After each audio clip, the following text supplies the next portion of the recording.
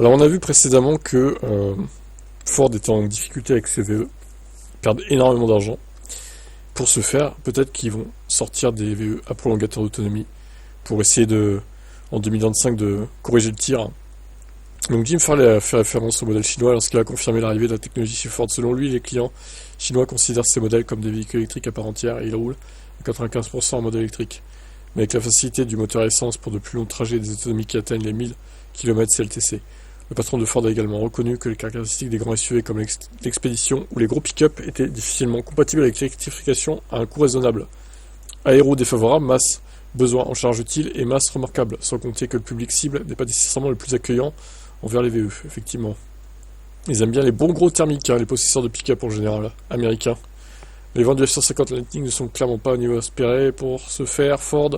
Or, pour Ford, ces pick-up ou grands SUV sont tout simplement vitaux. Ils génèrent la quasi-totalité des bénéfices du groupe. De véritables vaches à lait, auxquelles le constructeur américain doit faire passer le cap de l'électrification. Donc avec le prolongateur d'autonomie, Ford compte proposer une sensation de conduite de VE, une réduction des émissions de CO2, une autonomie permettant de franchir de longues distances, y compris avec une imposante remorque, le tout sans avoir besoin d'installer 200 kWh de batterie. Selon lui, ces modèles pourraient avoir un prix équivalent à celui des thermiques purs. Bon, à voir les caractéristiques. Est-ce que tu pourras quand même recharger le véhicule sur une prise? Quelle autonomie en full EV? À mon avis, ça dépassera pas les 100 km. Ils mettront, 25 kWh, 30 kWh, pas plus, de batterie dedans, à mon avis. Bref, affaire à suivre. On verra les caractéristiques de leur véhicule dans les prochains mois, je pense, qu'ils communiqueront le dessus. Ciao. Alors, reparlons de Ford qui a publié ses résultats pour l'année 2024 et ils perdent toujours des sous à cause des VE. Ford a publié ses résultats pour l'ensemble de l'année 2024. La marque a vendu moins de VE qu'en 2023 et les pertes liées à la division modèle, eux, n'ont jamais été aussi élevées.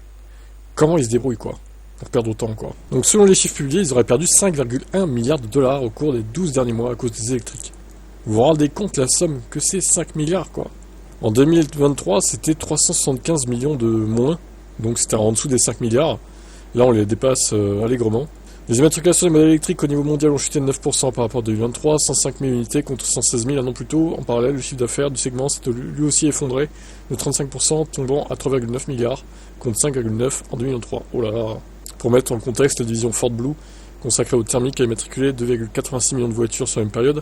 Les voitures 100% électriques sont donc encore loin de pouvoir espérer rivaliser avec les thermiques. Seule exception, la Mustang électrique se vend désormais beaucoup mieux que sa cousine essence.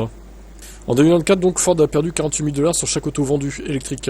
Des pertes colossales que le constructeur tente de justifier. La firme de Dearborn affirme que cette situation est due à la pression sur les prix. Les F-150 Lightning et Mustang Mach, eux, sont confrontés à un afflux de nouveaux rivaux moins onéreux.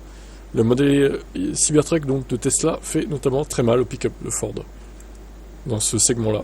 Dans le détail, 51 745 Mustang Mach-E ont été immatriculés, soit une augmentation de 27%. Sur l'ensemble de l'année, le modèle a même été le deuxième SUV électrique le plus vendu aux États-Unis, derrière le modèle Y. Ford a réussi à augmenter les ventes de son F-150 Lightning de 39%, à 33 510 unités. Le fourgon e-Transit s'est écoulé à hauteur de 12 610 exemplaires. Au total, 97 865 modèles électriques ont été vendus aux USA. General Motors, le rival historique de Ford, fait mieux.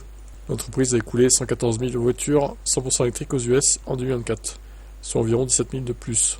Ford n'a vendu que 7 000 unités en dehors de ses frontières, ce qui est très peu quand même. Précisons toutefois que les ventes de l'Explorer ne sont pas représentatives, étant donné que le modèle n'était disponible que sur une petite partie de l'année. Mais les perspectives ne sont pas glorieuses. Des mesures de chômage partiel ont été annoncées à l'usine de Cologne, et Ford prévoit d'y supprimer 2900 emplois. Pour tenter de justifier et d'insuffler une nouvelle dynamique, Ford procède actuellement à quelques ajustements. Ando Frick, l'homme à la tête de la division Ford Blue, va également prendre la direction de Ford Model E. Cependant, la marque ne s'attend pas non plus à un retournement de situation pour 2025. Selon les prévisions annuelles, la division Model E devrait encore enregistrer une perte de 5,5 milliards de dollars. Monsieur Frick précise, j'aime bien le nom d'ailleurs, Frick, précise que l'équipe Model E restera concentrée sur le développement d'une activité rentable dans le domaine des VE. Nous lançons des véhicules de nouvelle génération afin de répondre aux besoins des clients. Il ajoute que dans le même temps, nous ferons tout pour accompagner nos concessionnaires et leur permettre de se spécialiser dans la commercialisation de VE. Bon, c'est pas des news très réjouissantes pour Ford, tout ça quand même. Quand on sait que General Motors, au final, ils font des bénéfices avec leur VE, Ford, ils perdent 40 combien on a dit 48 000 dollars par voiture vendue. Enfin, il y a un problème, quoi. Comment ils se débrouillent pour être aussi nuls? C'est incroyable. Bon, allez, bref. Ciao. La fusion est ratée entre Nissan et Honda. Après l'échec des négociations avec Honda, Nissan va devoir trouver d'autres solutions pour assurer son avenir. Le spécialiste de l'électronique Foxconn pourrait être un partenaire idéal pour la firme japonaise. Fin décembre, Nissan semblait voir le bout du tunnel grâce à la perspective d'une fusion avec Honda. L'accord signé promettait des synergies financières, des techniques qui auraient relancé le constructeur, toujours lié à Renault. Ce qui aurait été alors le troisième constructeur mondial aurait fortement aidé Nissan. Mais ses dirigeants ne voulaient pas devenir une filiale de Honda. Face à cette crainte, les discussions ont été stoppées. Malheureusement, Nissan subit de plein fouet la transition vers les VE et est en crise, alors qu'ils étaient en avance au début, en 2010, avec la Leaf. Ils n'ont pas su surfer sur cette vague. Ils ont été trop attentistes. Ils n'ont rien fait pour contrecarrer la concurrence, alors qu'ils avaient un marché à prendre. C'est débile, franchement. Aujourd'hui, Nissan, si c'était bougé, ça pourrait être la référence des VE, en fait. Même devant Tesla, s'ils avaient fait ce qu'il fallait, au moment où il fallait le faire. Là, c'est des suiveurs, en fait. Et ils n'arrivent même plus à suivre, en vrai. Alors que Honda semble en mesure de survivre sans cette fusion, rien n'est moins sûr pour Nissan. Ses actionnaires sont donc en quête de nouveaux partenaires.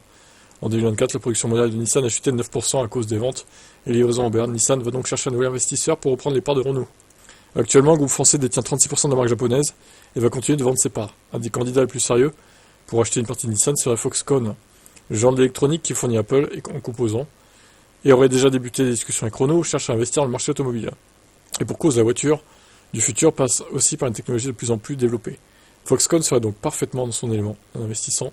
De plus, le directeur de la stratégie Foxconn, Jun Seki, oh le jeu de mots, oh, qu'il est drôle, est un ancien de chez Nissan. Monsieur Jun Seki, donc. Il avait précisément grimpé les rangs jusqu'à atteindre un poste de proche du PDG. De fait, il sait comment fonctionne une entreprise en interne. Bon, Nissan, ils sont énervants. Franchement, ça vient se plaindre après, alors que ça n'a pas fait ce qu'il fallait au bon moment.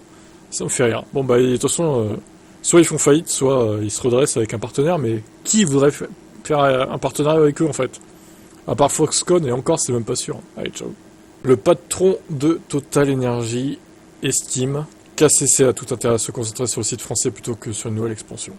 Il ne cache plus son scepticisme quant au projet d'usine en Allemagne et en Italie. ACC Automotive Sales Company, co-entreprise entre Stellantis 45%, Mercedes 30% et Total 25%, pour produire des batteries de VE, va-t-elle revoir ses ambitions à la baisse? C'est en tout cas ce que suggère Patrick Pouyanné. Il a déclaré dans une récente interview: de mon point de vue de représentant de l'industrie, il est préférable de concentrer les efforts sur une usine plutôt que sur 3. Il estime que la priorité de la co-entreprise doit aller à l'usine existante de Billy-Berclos dans les Hauts-de-France. Il précise carrément que Total Energy se concentrera sur la France avant d'ajouter que la construction d'une deuxième usine est risquée lorsque la première n'est pas encore totalement opérationnelle. Qu'en pensent les autres? Les déclarations de Pouyanné sont controversées. Le plus petit partenaire français qui plus est veut se concentrer sur la France, mais Mercedes et Stellantis ne seront probablement pas du même avis. Les deux constructeurs automobiles ont des intérêts en Allemagne et en Italie. Le patron de Stellantis, de Total Energy, estime que les deux constructeurs automobiles ne poursuivent pas la même stratégie que son entreprise. Alors du coup, Pouyanné aurait signalé à Carlos Tavares, alors PDG de Stellantis à l'époque, que la production de cellules de batterie était compliquée et nécessitait une grande expertise. Selon lui, il ne s'agit pas de simples robots qu'on utilise comme dans une usine automobile. Pour le moment, les projets de Kaiserslautern et Thermoli sont suspendus, mais l'alliance entre les trois sociétés pourrait être mise en cause. Ça a du plomb dans l'aile, si on peut dire. Ok, bon, pas très bien parti tout ça. Vont-ils réussir à se mettre d'accord entre eux, là? C'est quand même pas croyable que ça soit si compliqué. Putain, les Chinois, ils arrivent à se mettre d'accord entre eux et nous, on n'y arrive pas, quoi. Qu'est-ce qui explique ça? Je comprends pas, moi. Serions-nous plus cons que les Asiatiques? Je vous laisse commenter. Ciao.